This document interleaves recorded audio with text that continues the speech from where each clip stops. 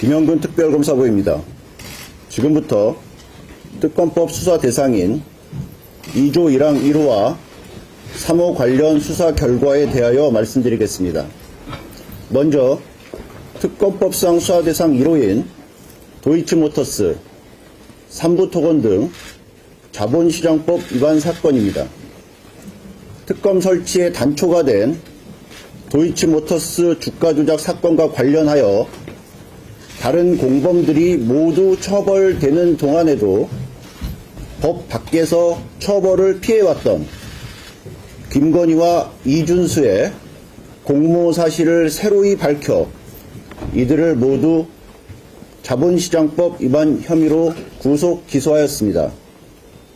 김건희가 관여된 것으로 의심되어 온 삼부토건, 웰바이오텍 주가 조작 사건과 관련하여서는 해당 회사 경영진들이 우크라이나 재건 사업을 이용하여 주가 조작을 통해 거액의 부당 이득을 취득한 사실을 밝혀 5명을 구속하는 등 총 16명을 기소하고 이들이 취득한 모든 부당 이득의 자금원과 자금 흐름을 하나하나 끝까지 추적하였습니다.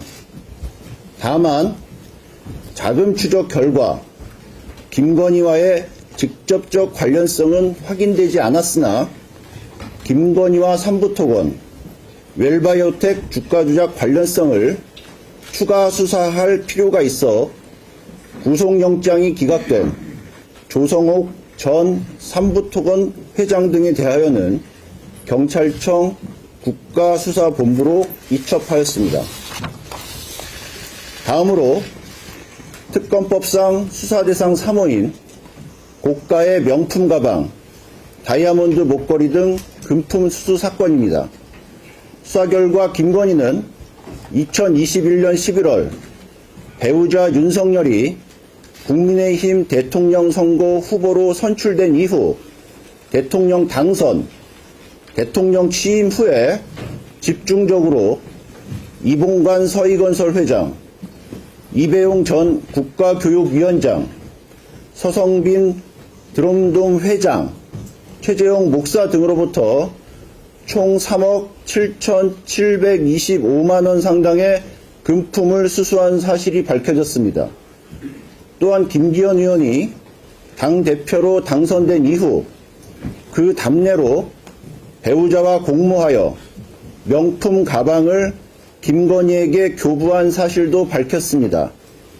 윤석열은 배우자의 이와 같은 지속적이고 반복적인 금품 수수 사실이 있었음에도 특검 조사에서 그 사실을 전혀 알지 못했다고 부인하고 있으나 이를 쉽게 믿기는 어렵다 할 것입니다.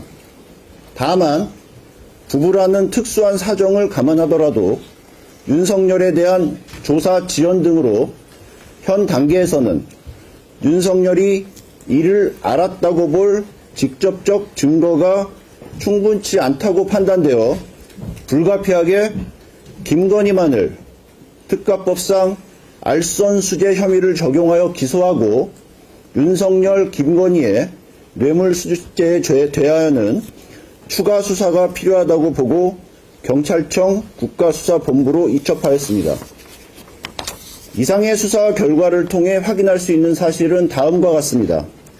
서로 전혀 공통 분모가 없는 다양한 사람들이 대통령이 아닌 김건희를 찾아가 자신이 원하는 바를 청탁하고 금품을 교부하였습니다. 그 결과 이들의 청탁은 김건희에게 청탁한 그대로 실현되었습니다.